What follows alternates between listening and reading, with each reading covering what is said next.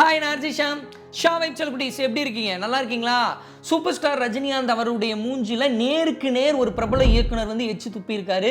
இது நடந்த உண்மை, எதிரான நடந்தது அப்படின்றத இந்த வீடியோல வந்து பார்க்க போறோம். சும்மாலாம் மனுஷன் சூப்பர் ஸ்டார் ஆளுங்க. அதாவது மூஞ்சில அந்த ஐஸ் கட்டியெல்லாம் கலந்து பச்சை தண்ணி எடுத்து அப்படி அடிப்பாங்க. எதற்காக சூப்பர் ஸ்டாருக்கு இதை அடிச்சாங்க? அதை பத்தி இந்த வீடியோல வந்து பார்க்க போறோம். அது மட்டும் இல்லாம தளபதி விஜய் அவர்களை காக்கான்னு சொல்லிட்டாரு அப்படின்னு சொல்லிட்டு பரவலா போயிட்டு இருக்கு. கண்டிப்பா சூப்பர் ஸ்டார் ரஜினிகாந்த் அவர்கள் சொல்றதுக்கு வாய்ப்பே இல்லை அப்படின்றத இந்த வீடியோ முடியும் போது உங்களுக்கே வந்து புரியும். சரிங்களா? வீடியோக்குள்ள போறதுக்கு முன்னாடி எப்படி சூப்பர் ஸ்டார் அவர்கள் வந்து சினிமா ஃபீல்ட்ல ஜெயிச்சாரோ அதே மாதிரி நீங்க டிப்ளமோ கோர்ஸ் படிச்சிருந்தாலும் சரி, எனி கோர்ஸ் படிச்சிருந்தாலும் சரி, ஃபெயில் ஆனாலும் சரி, நீங்க ராஜலட்சுமி எட்வர்ஸ் ஆன்லைன் பிளாட்ஃபார்ம் மூலியமா Python, data science, Java, full stock development இதெல்லாம் படித்து ஐடி வேலையில் ஜாயின் பண்ணலாம். தமிழ்லையும் சொல்லித்தராங்க, இங்கிலீஷ்லையும் சொல்லித்தராங்க, லைவ் கிளாஸஸும் இருக்குது, ரெக்கார்டிங் கிளாஸஸும் இருக்குது. அது மட்டும் இல்லாமல் உங்களால் ஃபீஸ் கட்ட முடியல அப்படின்னா நீங்கள் இஎம்ஐ முறையிலும் ஃபீஸ் கட்டலாம். படித்து முடிச்சதுக்கப்புறம் 100% உங்களுக்கு ஜாப் சப்போர்ட்டும் தராங்க. ராஜலட்சுமி எட்வர்ஸ் யார் அப்படின்னு வந்து கேட்டிங்கன்னா 25 வருடத்துக்கு மேலாக ராஜலட்சுமி இன்ஸ்டியூட் இருக்காங்க பார்த்தீங்களா, எஜுகேஷனல் இன்ஸ்டியூட், எஜுகேஷன் இண்டஸ்ட்ரியில் எக்ஸ்பீரியன்ஸ் இருக்கிறவங்க தான் ராஜலட்சுமி எட்வர்ஸ். அவங்களுடைய கான்டாக்ட் லிங்க் பின் டூ டாப்லேயும் வச்சிருக்கேன், டிஸ்கிரிப்ஷன்லேயும் வச்சிருக்கேன். நீங்களும் ஐடி கோர்சஸ் படித்து ஐடி வேலையில் ஜாயின் பண்ணலாம். சரிங்களா? சூப்பர் ஸ்டார் ரஜினிகாந்த் அவர்கள் அவருடைய பாசிட்டிவான ஒரு சில விஷயங்களை பார்த்தோம் அப்படின்னா பிரமிப்பாக இருக்குங்க. அதாவது படையப்பா படம் ஷூட்டிங்லாம் முடிஞ்சதுக்கப்புறம் சிவாஜி கணேசன் அவர்களுக்கு ஒரு செக்கு கொடுக்குறாங்க. அந்த செக்கை பார்த்துட்டு வீட்டுக்கு போய் பார்த்துட்டு பதறி அடித்து 10 லட்சத்துக்கு பதிலாக 1 கோடி ரூபாய் கொடுத்துருக்காங்க. தெரியாமல் கொடுத்துட்டாங்க போல, ரிட்டர்ன் கொடுத்துரு அப்படின்னு சொல்லிட்டு சிவாஜி கணேசன் அவர்கள் வந்து சொல்லியிருக்காரு. சொன்னதுக்கப்புறம் தான் தெரியுது சூப்பர் ஸ்டார் ரஜினிகாந்த் அவர்களே சிவாஜி கணேசன் அவர்களுக்கு 1 கோடி ரூபாய் சேலரி கொடுத்துருக்காருன்னு. ஏன்னா படையப்பா படம் வந்து பார்த்தீங்கன்னா சூப்பர் ஸ்டார் அவர்கள் தான் வந்து ப்ரொடியூசர். 1992 வந்து தேவர் மகன் படத்துக்கு வந்து பார்த்தீங்கன்னா 20 லட்சம் ரூபாய் வந்து கொடுத்துருக்காங்க. அதுவே பெரிய சேலரி தான். ஆனால் அவருடைய அந்த நடிப்பு திறமைக்கு ஈக்குவலான சேலரியான கிடையாது அந்த அமௌண்ட்டு.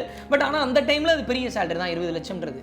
அப்போது 1999ல் சிவாஜி கணேசன் அவர்களே என்ன நினைச்சாருன்னா ஒரு 10 லட்சம் கொடுப்பாரு, இல்லை அதிகபட்சம் 20 லட்சம் வரும் அப்படின்னு சொல்லிட்டு நினைக்கும் போது 1 கோடி வந்ததை பார்த்துட்டு பிரமிச்சு போயிட்டாரு. ரஜினிகாந்த் அவர்கள் எதுக்கு கொடுத்தாரு அப்படின்னா இது வந்து பணம் கிடையாது, இது வந்து இதை விட அவருடைய திறமை பெருசு, எனக்கு அவருக்கு வந்து 1 கோடி கொடுக்கணும்னு ஆசை அப்படின்னு சொல்லிட்டு கொடுத்துருந்தாரு. சிவாஜி கணேசன் அவர்களுக்கு மட்டும் கிடையாதுங்க. அந்த சினிமா அந்த படையப்பா வந்து ஷூட்டிங் ஒரு 10 நாளோ என்னமோ முன்னாடியே முடிஞ்சிருச்சுன்னாங்க. எத்தனை நாள் எக்ஸாக்டாக தரல, 10 நாளோ என்னமோ முன்னாடியே முடிஞ்சிருச்சு. அப்போ அந்த 10 நாளைக்கு செலவாயிருக்கும்ல, அந்த காசை படையப்பா ஷூட்டிங் முந்தின நாள் நைட்டு எந்தெந்த ஆர்டிஸ்ட்லாம் நடிச்சிருந்தாங்களோ அவங்களுக்கு பிரித்து கொடுத்துட்டாங்க.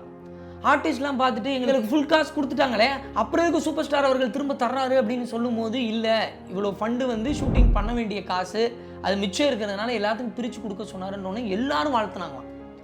இந்த மாதிரி சர்ப்ரைசஸ்லாம் நிறையா பண்ணியிருக்காரு. பாரதிராஜா அவருக்கு வந்து நிழல்கள்னு ஒரு படம் பண்ணுறாரு. அந்த படம் வந்து ஃபினான்சியலாக வந்து பெருசாக போகலை, ஃபினான்சியலாக ஒரு சறுக்கல் ஏற்படுது.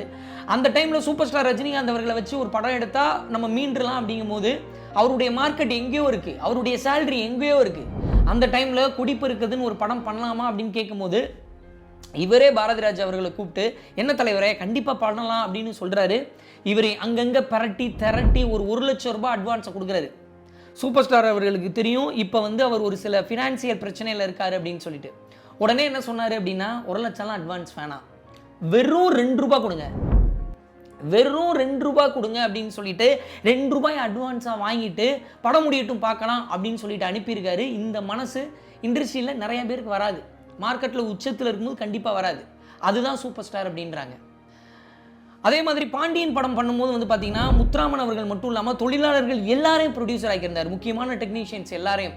அந்த படத்தின் மூலியமாக வந்த காசில் அந்த தொழிலாளர்கள் ஒவ்வொருத்தவரும் ரஜினி பேரில் வீடு கட்டியிருக்காங்க. அதாவது ரஜினி மூலமாக வீடு கட்டியிருக்காங்க. வீடு கட்டினது மட்டும் இல்லாமல் அந்த வீடில் சூப்பர் ஸ்டார் ரஜினி அவர்களுடைய ஃபோட்டோ ஒட்டி வச்சுருக்காங்க. நீங்கள் இல்லைன்னா இந்த வாய்ப்பு கிடச்சிருக்காது அப்படின்னு சொல்லிட்டு இந்த மாதிரி லட்சக்கணக்கான பேரை சொல்லிக்கிட்டே இருக்கலாம்.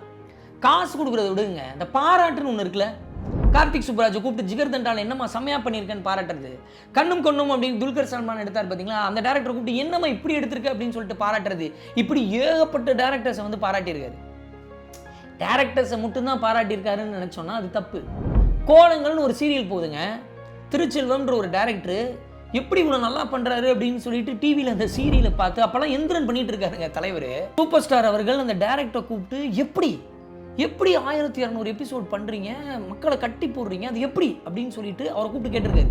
ஸோ அவர் மூலியமாக ஒரு சில விஷயங்களை தெரிஞ்சுக்கலாம் அப்படின்னு சொல்லிட்டு அந்த தெரிந்து கொள்ள வேண்டிய ஆர்வம், அது மட்டும் இல்லாமல் அவரை பாராட்டணுன்ற எண்ணம், அந்த மனசுலேருந்து பாராட்டுறது இருக்குது பார்த்தீங்களா, அதில் வந்து சூப்பர் ஸ்டார் அவர்களை அடிச்சுக்கிறதுக்கு யாராலையும் முடியாதுங்க.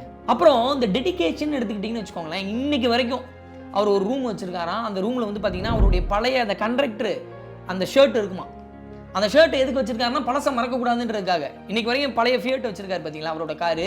அது மட்டும் இல்லாமல் திடீர்னு அவருக்கு வெயிட் போட்டுருச்சுன்னு தோணுச்சுன்னா அந்த ஷர்ட் எடுத்து போட்டு பார்ப்பாராம்.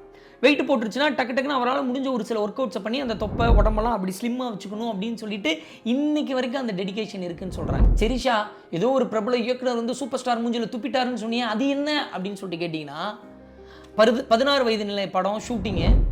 அந்த டைம்லேயே வந்து பார்த்தீங்கன்னா சூப்பர் ஸ்டார் வந்து வில்லனுக்கு வந்து பேர் எடுத்தவர் தான்.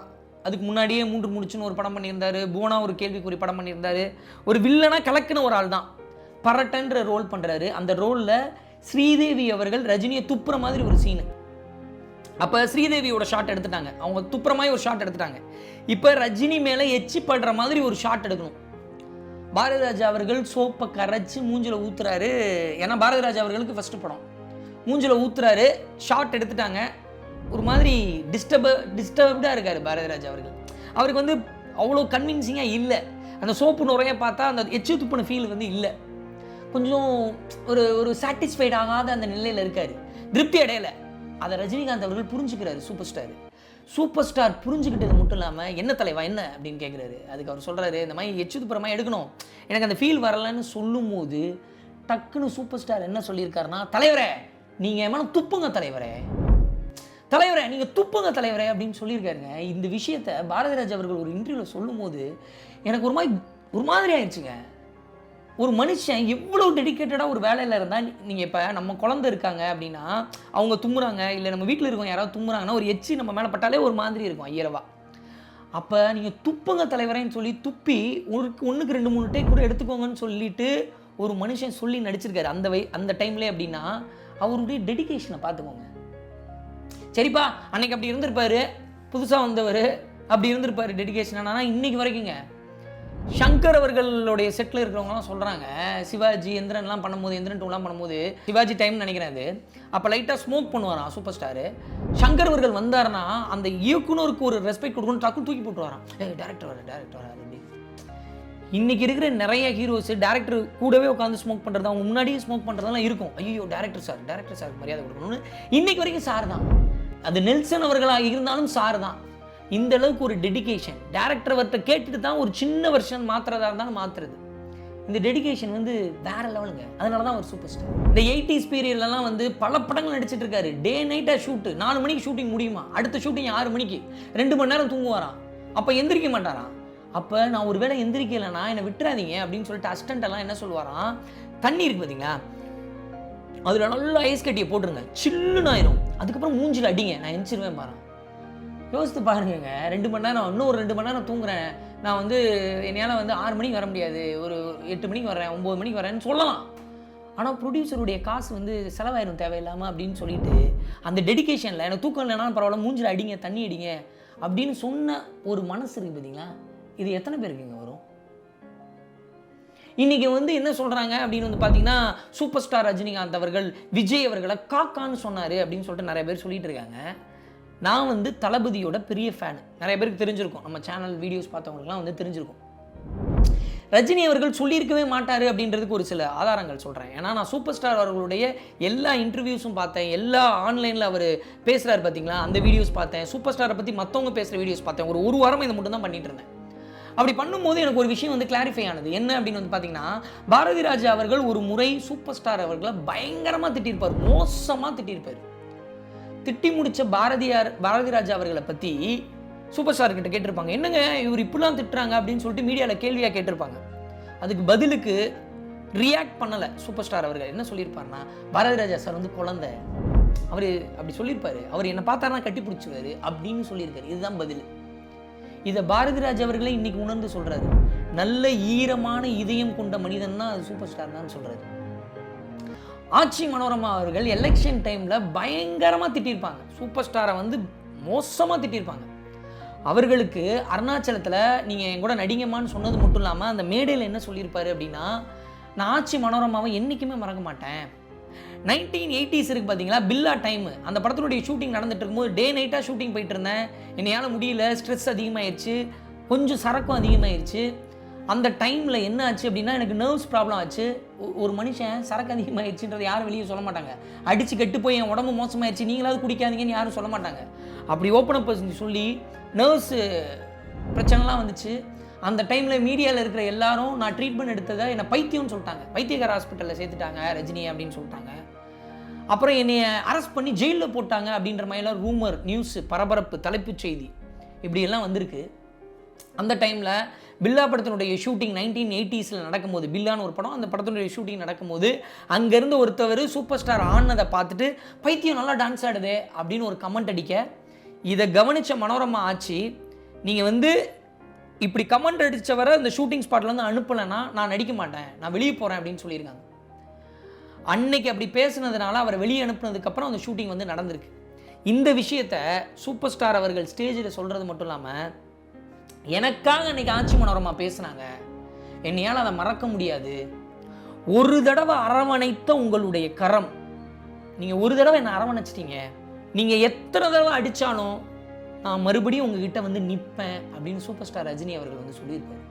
என்ன மனசுங்க. பாரதி ராஜா அவர்களுக்கு நடந்திருக்கு, ஆட்சி மனோரமா அவர்களுக்கு நடந்திருக்கு. வடிவேல் அவர்கள் அப்படி திட்டிருப்பாரு அதே ஒரு எலெக்ஷன் பீரியடில். அந்த வடிவேல் அவர்கள் சந்திரமுகியில் நடிக்கட்டும் அப்படின்னு சொல்லிட்டு சேர்ந்து 2 பேரும் நடிச்சிருப்பாங்க. அப்போ யாரையுமே டைரக்டாக பேசாத ஒரு நபர், அவருக்கு இவ்வளோ மாதிரி இப்படி திட்டினவங்களையும் பதிலுக்கு ரியாக்ட் பண்ணாத ஒரு நபர் எப்படிங்க தளபதி விஜய் அவர்களை காக்கன்னு சொல்லியிருப்பாரு? வாய்ப்பே கிடையாதுங்க.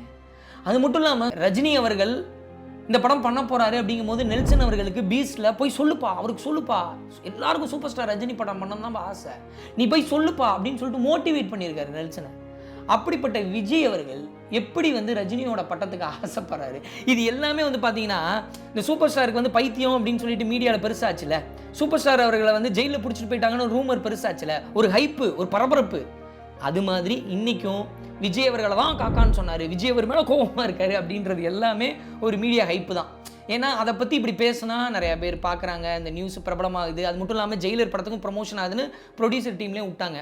அவரு குட்டி கதை தான் சொல்லியிருக்காரு, இதுதான் எப்பயும் சொல்கிறது தான், அதை மோட்டிவேஷனாக அந்த கதையை எடுத்துக்கணுமே தவிர நம்ம இப்படி எடுத்துக்கக்கூடாது அப்படின்ற ஒரு விஷயமும் கொஞ்சம் யோசித்து பாருங்கள். சன் பிக்சர்ஸ் சூப்பர் ஸ்டார் ரஜினியை வச்சும் சம்பாதிக்கிறாங்க, விஜய் அவர்களை வச்சும் சம்பாதிக்கிறாங்க. அப்போ அவங்க ப்ரொடியூசராக அவங்க டபுள் இன்கம் எடுத்துக்கிறாங்க, டபுள் பெனிஃபிட் எடுத்துக்கிறாங்க. அதே மாதிரி நம்மளும் ரசிகர்களாக தனிப்பட்ட முறையில் விஜய் அவர்களுடைய ஃபேனாக இருக்கலாம், தனிப்பட்ட முறையில் சூப்பர் ஸ்டாருடைய ஃபேனாக இருக்கலாம். இந்த மாதிரி மாஸ் ஹீரோஸ் படம் வரும்போது, சூப்பர் ஸ்டாருடைய படமாக இருந்தாலும் சரி, விஜய் அவர்களுடைய படமாக இருந்தாலும் சரி, அஜித் அவர்களுடைய படமாக இருந்தாலும் சரி, சூர்யா அவர்களுடைய படமாக இருந்தாலும் சரி, இது நமக்கு ஸ்ட்ரெஸ் பஸ்டர்.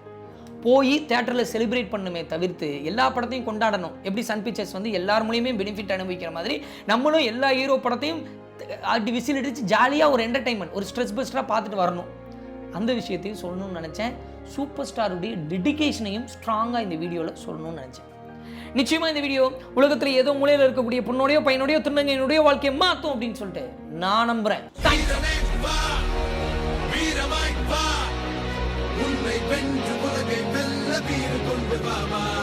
ஆயிரத்தை தாண்டி போனால் ஓடியில நீதான் ஒருவன், நாடி நரம்பெல்லாம் வெற்றி போராட்டமே, உன்னுடைய எல்லை நீயே, உலகத்துக்கு பிள்ளை நீயே, போலையாகும் போக்கில் தேகம் உன் துணையே. வீரனை வா, வீரமாய் வா, உன்னை வென்று உலகை வெல்ல வீறு கொண்டு வாமா.